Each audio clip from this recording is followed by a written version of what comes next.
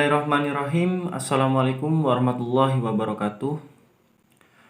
Perkenalkan, nama saya Riko Aji Pratama, NIM T2019-3108 dari kelas MPIC 3 Universitas Islam Negeri Jember. Di sini saya akan menjelaskan dan menerangkan mengenai pengelolaan sumber daya manusia dengan pendekatan berbasis sekolah dan pesantren.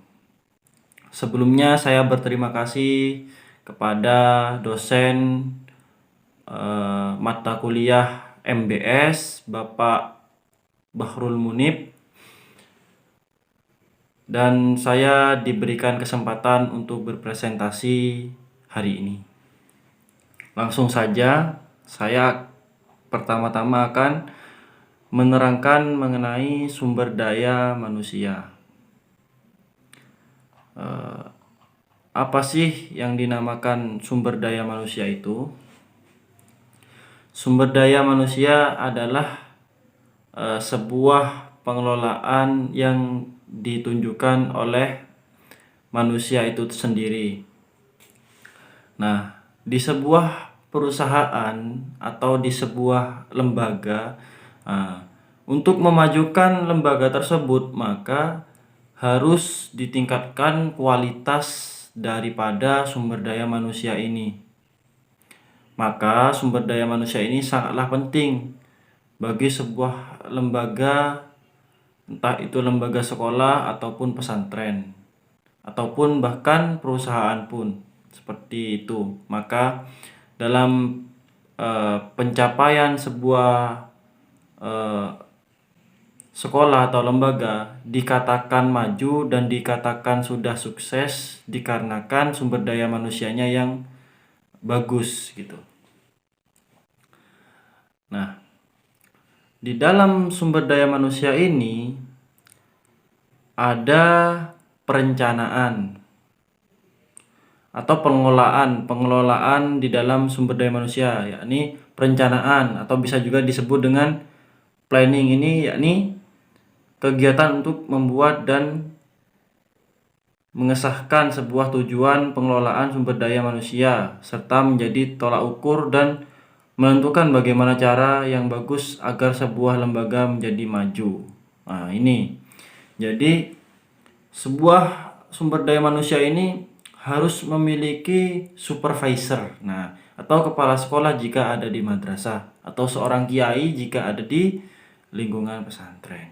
Nah, maka dari itu harus ada perencanaan ke depannya, ini harus seperti apa, peraturannya harus seperti apa, itu harus teliti. Jika di dalam sekolah, misalnya dalam satu tahun ke depan ini, apakah peraturan di dalam sekolah ini akan dirubah atau dilanjutkan agar memiliki mutu yang tinggi atau lebih tinggi lagi dari sebelumnya. Jadi ada kemajuan dari tahun per tahun. Jadi harus ada perencanaan. Untuk yang kedua, pengorganisasian atau bisa juga disebut organizing, yakni sebuah kerjasama yang dilakukan sebuah lembaga atau dengan lembaga yang lain. Maksudnya, ketika kita ingin melakukan sebuah hal atau memiliki tujuan yang ingin dicapai, maka kita harus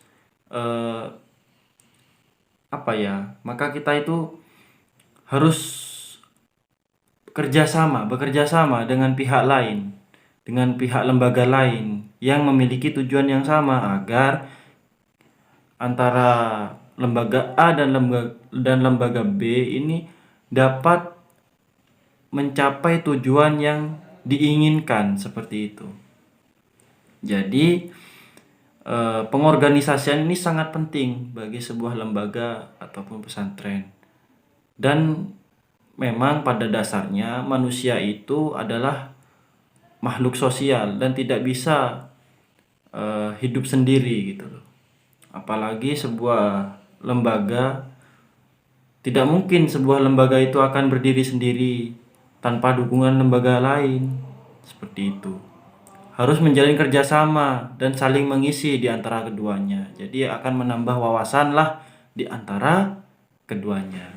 Nah, untuk yang ketiga, ini saya sambil membaca makalah yang telah saya buat. Ini rangkumannya. Yang ketiga adalah kepemimpinan. Nah, ini yang tadi yang saya jelaskan ke nomor 1 itu yang atau kepala sekolah itu. Nah, di dalam sebuah lembaga itu harus ada sumber daya manusia yang mengatur segala sesuatu yang ada di lembaga tersebut. Atau harus ada yang memimpin seperti supervisor seperti itu. Supervisor ini juga bisa dilakukan oleh misalnya kepala sekolah jika ada di sekolah dan kiai atau kepala pondok seperti itu. Fungsinya apa? Nah, agar semua yang dilakukan oleh guru ataupun ustadz dan ustazah misalnya itu biar tertata gitu loh.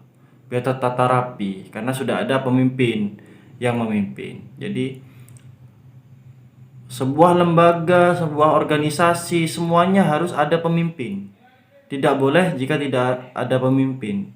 Jadi agar sebuah lembaga ini maju, maka harus ada yang memimpin.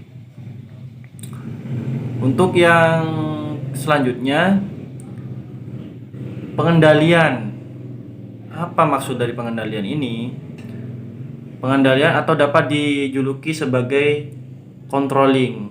Nah, ini seperti halnya tadi. Ya, jadi kepala sekolah itu kerjanya itu bukan hanya duduk-duduk di kantor aslinya.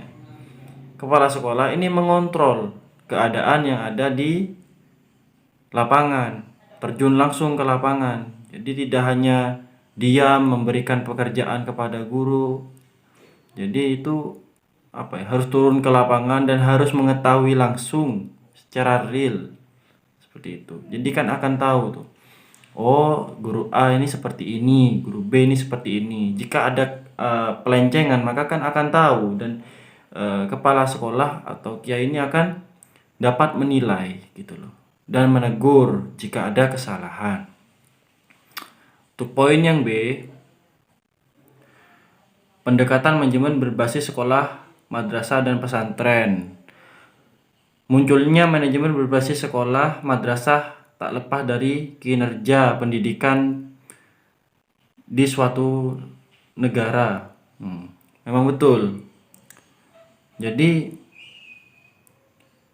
pendekatan manajemen berbasis sekolah dan pesantren ini memang harus dilakukan di sebuah negara seperti itu. Ini sudah mencakup ke lingkungan yang lebih besar. Karena apa? Nah, kita atau masyarakat itu dituntut untuk memilih antara pilih sekolah ke madrasah atau sekolah umum atau ke pesantren. Nah, ini memiliki ilmu yang berbeda namun tujuannya sama. Nah, seperti itu. Kita harus pendekatan dan kita harus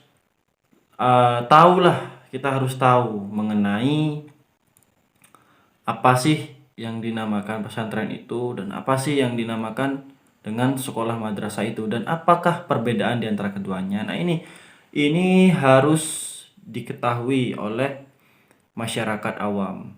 Bagaimana cara kita memberitahu kepada masyarakat? Tidak mungkin kita mengumpulkan masyarakat dijadikan satu lalu kita berorasi lebih baik masuk ke madrasah, lebih baik masuk ke sekolah umum. Ada lagi yang bilang lebih baik kita masuk ke lingkungan pesantren. Tidak mungkin. Nah, bagaimana caranya? Maka kita memberikan contoh terhadap masyarakat itu. Kita harus memberikan contoh yang baik terhadap masyarakat. Nanti masyarakat itu akan menilai seperti itu. Akan menilai dengan sendirinya. Oh, ternyata jika masuk ke lingkungan madrasah itu anak didiknya itu seperti ini ya gitu. Misalkan masuk ke lingkungan pesantren, oh ternyata seperti ini. Jadi akan tahu, dan masing-masing pastilah memiliki kelebihan dan kekurangannya masing-masing. Namun tetap tujuannya sama.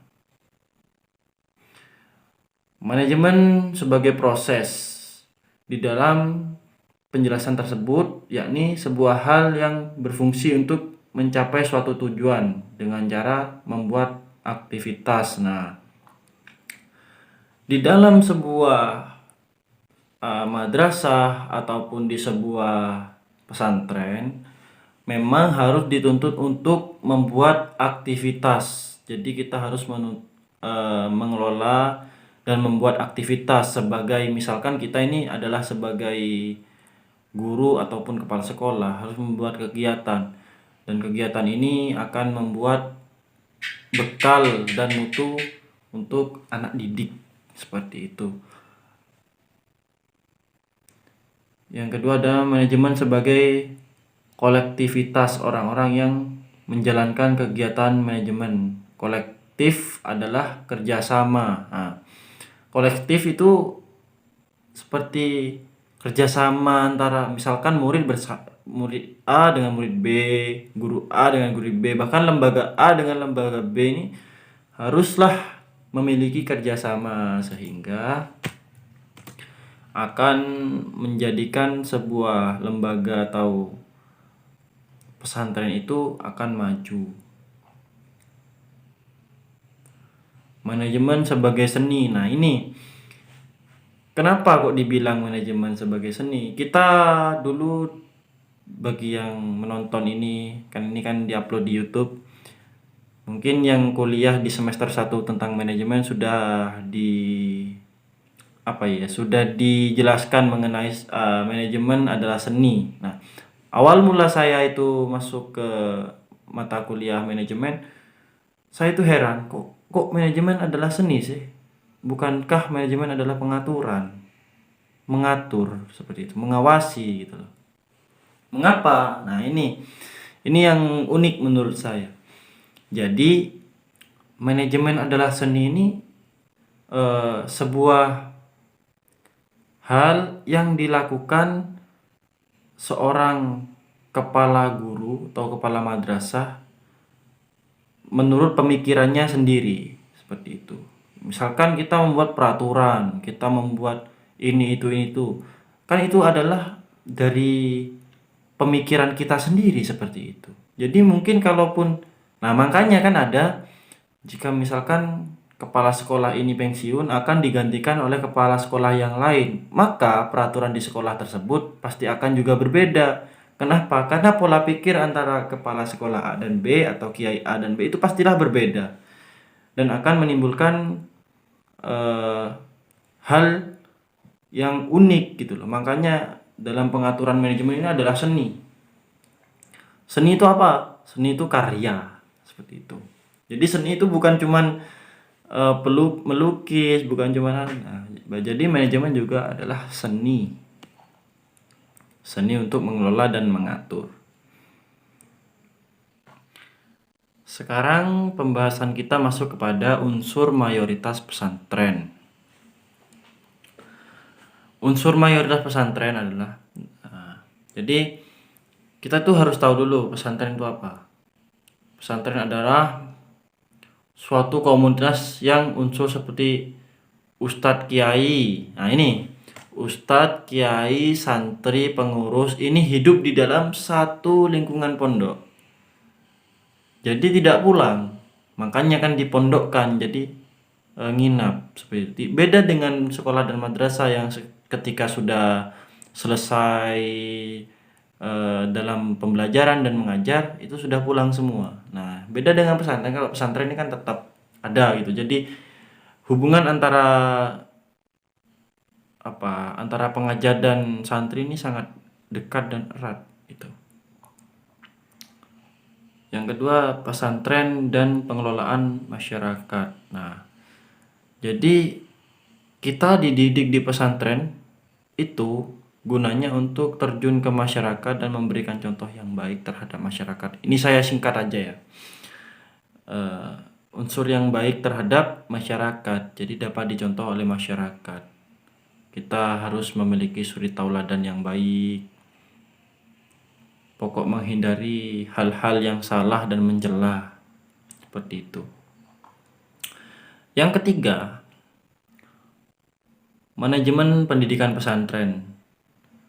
Sumber daya manusia di lingkungan pesantren yang diperuntukkan agar dapat membuat pesantren tersebut maju, maka harus ditingkatkan kualitas pendidikannya.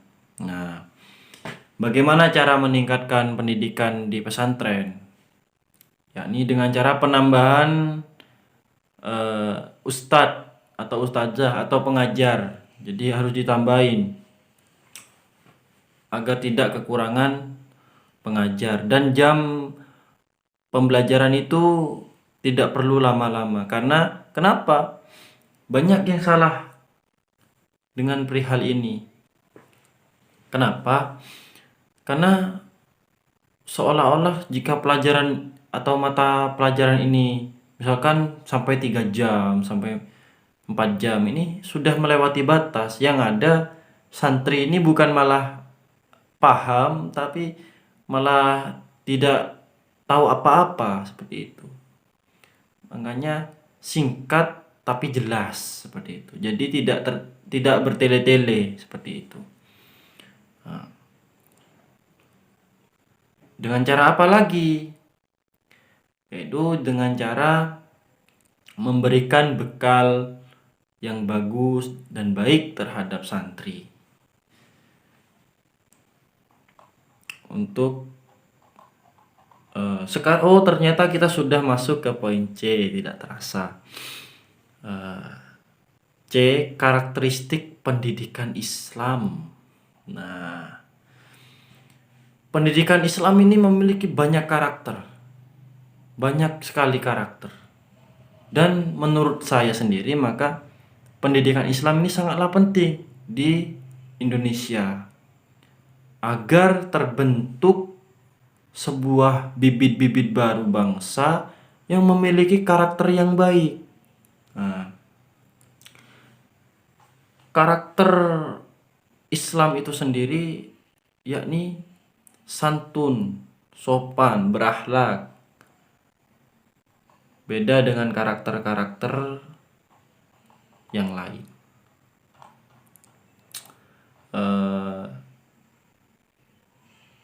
Cara atau metode di dalam pengajaran antara lain, ini guru dan ustadz diharuskan untuk memberi contoh dan sikap yang baik. Nah, ini pasti karena guru itu adalah apa? Digugu dan ditiru, seperti itu kan. Nah, jika saya salah bisa komen di bawah ya. Nah, digugu dan ditiru, maka secara tidak langsung segala gerak-gerik daripada guru ini ditiru oleh santri ataupun siswa. Dosen pun juga begitu, akan ditiru oleh mahasiswanya. Makanya di dalam melakukan sebuah hal itu setidaknya guru ataupun pengajar itu harus memikirkan dan lebih berhati-hati pelihara sikap dan tanggung jawabnya juga, karena itu sangat berpengaruh terhadap anak didik. Nomor 2, pemberian materi. Nah, di dalam pemberian materi, seorang guru ataupun ustadz pengajar ini juga harus memiliki bakat di dalam memberikan materi. Maksud bakat di sini adalah pemberian materinya ini tidak harus selalu serius, harus ada candaan agar pikiran dari siswa atau pikiran dari santri ini bisa rileks, seperti itu. Karena pada dasarnya jika pembelajaran itu atau suatu pembelajaran itu terusan serius, ini malah tidak masuk, yang ada makin tegang terhadap yang mendengarkan ceramah tersebut. Bukan ceramah sih, maaf, penjelasan tersebut. Eh, Poin ketiga, yakni peraturan.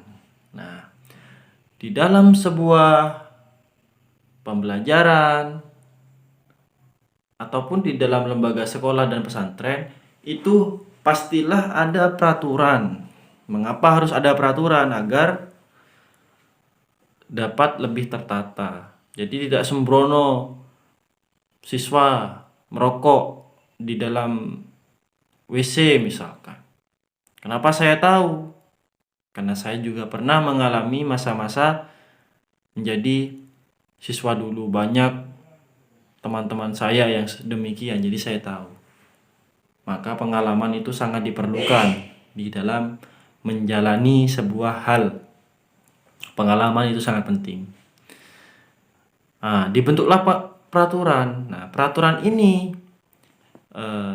diharapkan untuk menjaga kualitas daripada lembaga tersebut, supaya lembaga tersebut dapat terlihat bagus di masyarakat seperti itu. Karena ujung-ujungnya itu dari lingkungan sekolah madrasah ataupun pesantren itu pasti ke masyarakat, tidak akan lari kemana-mana, pasti ke masyarakat. Semua yang kita lakukan itu pasti untuk terjun ke masyarakat, untuk bekal kita ke masyarakat. Nah, untuk yang keempat adalah disiplin. Nah, maka kita itu misalkan sebagai guru, sebagai murid, santri, bahkan kepala sekolah sekalipun. Nah, itu harus disiplin waktu, disiplin ilmu. Jadi, misalkan waktu sholat sudah dimulai, maka sudah diakhiri itu pembelajaran. Waktunya sholat, waktunya jam masuk. Jadi terkadang terkadang siswa banyak yang telat. Bahkan juga guru pun ada yang telat. Dan seperti ada ketimpangan sosial di dalamnya. Mengapa? Karena terkadang jika murid atau santri itu telat, maka akan dihukum. Tapi jika guru, nah, kalian pasti tahu. Nah, jadi itulah fungsi daripada guru, harus lebih disiplin daripada siswanya. Jadi harus disiplin itu sangat penting. Nah, yang kelima, adab. Nah, adab ini biasanya harus sangat diperhatikan oleh santri ataupun siswa. Nah, mengapa? Bahkan menurut Ustadz Adi Hidayat yang pernah saya lihat di YouTube itu, para pemikir Islam, para pemimpin mazhab atau para imam besar itu dulu belajar adab itu sampai puluhan tahun. Jadi sebelum mempelajari ilmu, mereka mempelajari adab terlebih dahulu. Karena adanya adab itu sangat penting. Jika ilmu saja tanpa adab, maka akan kocar-kacir. Jadi seperti halnya tong kosong nyaring bunyinya. Seperti itu. Hanya ada ilmu saja, adabnya tak punya, percuma. Nah, kalau jika ada adab, meskipun misalkan ada adab tapi tidak punya ilmu, sudah punya adab tapi tidak punya ilmu, nah ini akan baik walau memiliki kekurangan. Yang penting adab itu harus dinomorsatukan, lalu nomor 2-nya adalah ilmu. Makanya kita harus selalu memperbaiki adab kita. Dan biasanya pembelajaran mengenai adab ini ada di lingkungan pesantren. Misalnya adab terhadap kiai, terhadap guru, ustadz, ustazah. Ini sudah diajarkan kepada santri. Adab yang sangat bagus akan mencerminkan orang itu. Seperti itu. Dan adab yang bagus juga akan membuat masyarakat itu terkesan, oh ternyata lulusan lembaga ini adabnya bagus-bagus ya misalkan. Nah, ini sangat berpotensi baik untuk si lembaga ini. maka pencetakan daripada pengembangan dari peserta didik atau santri ini mengenai adab itu sangatlah penting. Misalkan menjaga kebersihan, salam, salim, sapa, sopan santun, kan biasanya kan seperti itu, kan ada slogan-slogan seperti itu harus diamalkan oleh santri ataupun siswa. Perbedaan metode. Nah, ini perbedaan metode di dalam sekolah, madrasah, dan pesantren. Apa sih? Nah, ini yang poin penting. Apa sih perbedaan antara pesantren dan sekolah madrasah? Ayo. Pasti kalian sudah tahu. Biasanya di sekolah madrasah ini lebih menjuru ke pelajaran umum dan pesantren lebih menjuru ke pelajaran agama. Walau di lingkungan madrasah ini juga pasti akan ada pendidikan berbasis karakter, pasti ada. Namun pembelajaran mengenai agamanya ini lebih banyak diperoleh di pesantren dibandingkan dengan madrasah. Namun mengenai ilmu umum biasanya madrasah yang lebih unggul daripada pesantren. Namun tidak tentu juga sih, tergantung anak didiknya tersebut. Sekolah atau madrasah. Nah, nomor 2 ini lebih banyak belajar di dalam. Nah, kalau madrasah biasanya lebih banyak belajar di dalam. Maksudnya belajar di dalam kelas, di dalam lingkungan madrasah tersebut. Jadi selalu materi yang diberikan. Jika pesantren biasanya itu adalah belajar dimanapun itu sama. Bisa di dalam kelas, bisa di luar kelas, dan pengalamannya pun pastilah lebih banyak di pesantren. Karena pesantren adalah dibentuk untuk bibit-bibit calon ulama besar, seperti itu. Waktu belajar juga pastilah berbeda. Misalkan di lingkungan madrasah mulai jam 7 pagi sampai dengan jam berapa? Bisa jadi sampai jam 1 misalkan. Tapi jika di lingkungan pesantren itu mulai subuh sampai dengan malam lagi, seperti itu. Jadi ilmu itu terus mengalir, terus diberikan kepada santri. Nah, selanjutnya adalah jadwal libur. Biasanya kalau di madrasah itu sekali sudah pergi ke sekolah maka akan pulang, dan biasanya libur ada yang pada hari Jumat, ada yang pada hari Ahad. Nah, jika di lingkungan pesantren biasanya itu jadwal liburnya itu gimana ya? Perbedaannya nih apa ya? Kalau lingkungan pesantren ini kan bisa pulang ke rumah. Biasanya itu hanya 3 hari, 2 hari gitu. Tapi tidak tentu 1 bulan bisa pulang. Nah, jadwal libur lebih singkat biasanya. Dan di pesantren akan disediakan asrama bagi akhwat ataupun ikhwan, pria ataupun wanita. Pasti akan disediakan seperti itu untuk istirahat para santri. Jika di madrasah ataupun sekolah, itu tempat istirahatnya di rumahnya sendiri. Nah, jadi tidak dipondokkan. Makanya kenapa dibilang pondok pesantren? Pondok, arti dari pondok itu kan maksudnya dipondokkan, menginap di sana, gitu, menuntut ilmu di sana. Seperti halnya orang merantau, bisa jadi dibilang seperti itu. Merantau untuk mencari ilmu, bukan mencari uang gitu. Nah, sekarang kita sudah masuk ke poin yang D atau poin terakhir. Pengelolaan dan ciri-ciri pendidikan berbasis sekolah, madrasah, dan pesantren. Pengelolaan di sini seperti halnya kita harus mempersiapkan segala hal yang harus dilakukan untuk mempersiapkan adanya pembelajaran dan belajar dan mengajar. Pengelolaan di sini bisa berupa apa? Bisa berupa mengelola gedung. Misalkan ada hal yang rusak, ini harus diperbaiki. Kita harus kelola itu. Sarana dan prasarana. Apa yang dimaksud sarana?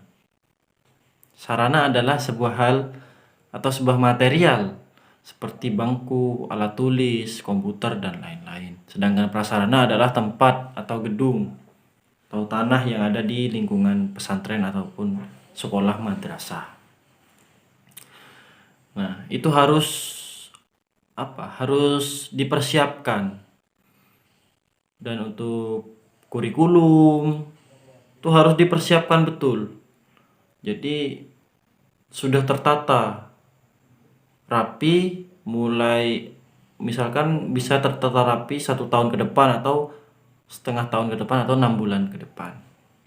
Jadi pengelolaannya itu harus teliti. Maka harus ada orang yang profesional di dalamnya. Siapa dia? Adalah kepala sekolah pastinya. Nah, terus kita masuk ke ciri-ciri. Ciri-ciri apa ini? Sebentar. Kita masuk ke ciri-ciri pendidikan berbasis sekolah, madrasah, dan pesantren. Oh, ciri-cirinya sudah saya jelaskan tadi ternyata. Ciri-cirinya sudah saya jelaskan tadi.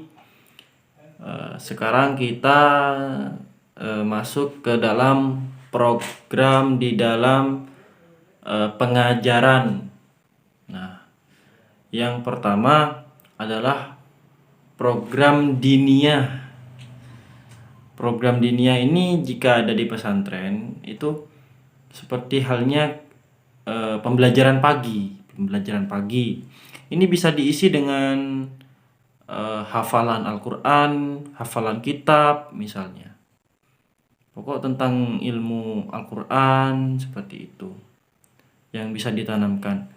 Banyak orang yang bilang jika belajar pagi itu ilmunya pasti akan masuk ke otak seperti itu. Karena pelajaran pagi ini sangat penting gitu. Karena pikiran pun masih fresh dan pagi diselingi dengan belajar. Dan saya sarankan sebelum melaksanakan pembelajaran atau aktivitas setelah bangun tidur di pagi hari, jangan lupa membaca doa Allahumma inni as'aluka ilman nafi'an wa rizqan thayyiban wa amalan mutaqabbala.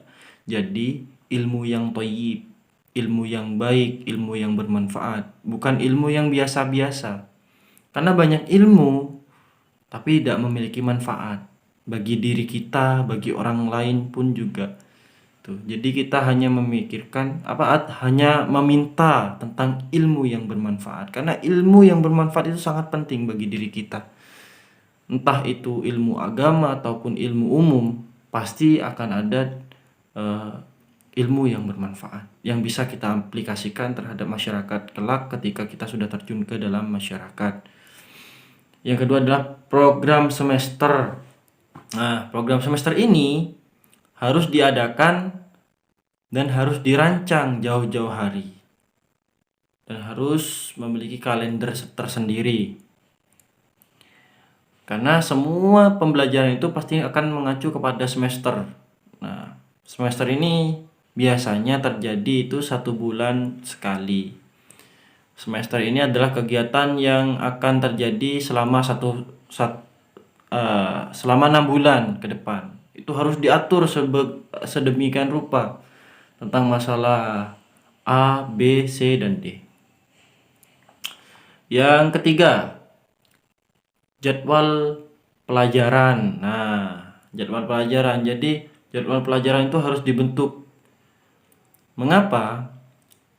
Karena jika jadwal pelajaran tidak dibentuk, maka akan belajar apa para santri? Demikian seperti itu gitu loh.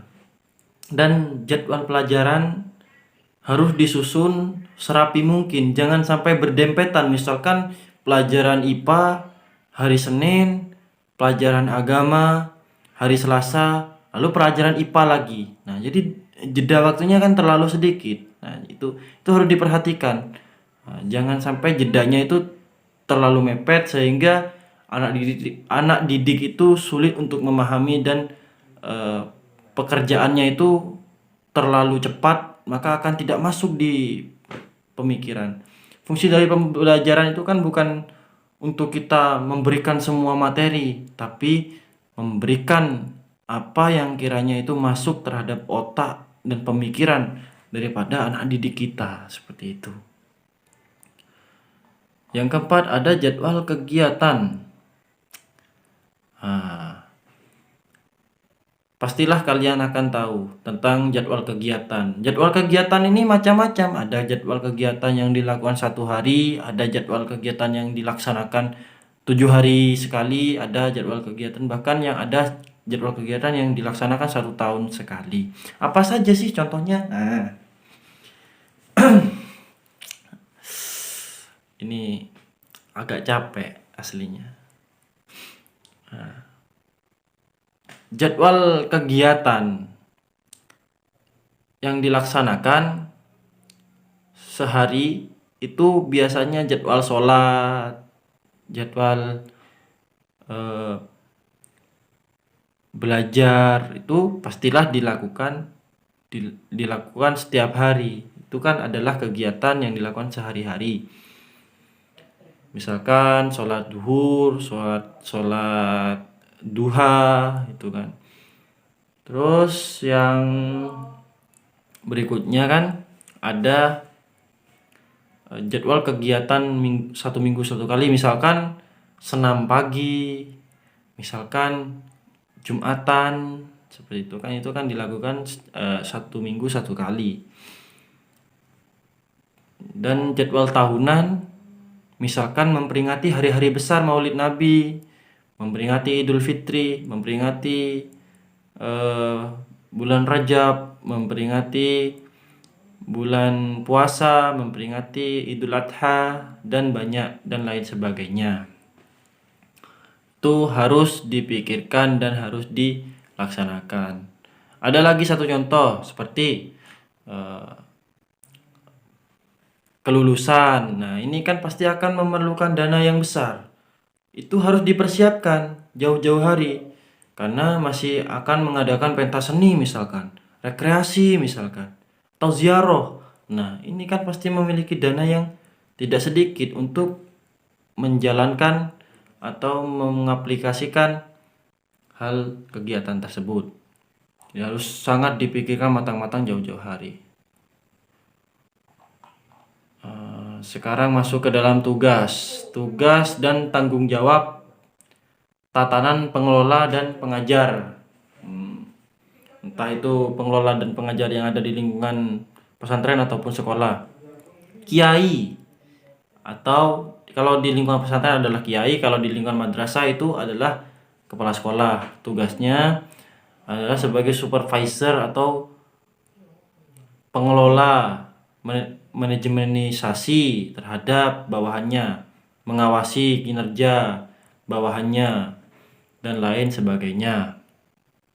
Yang kedua, pengurus pondok.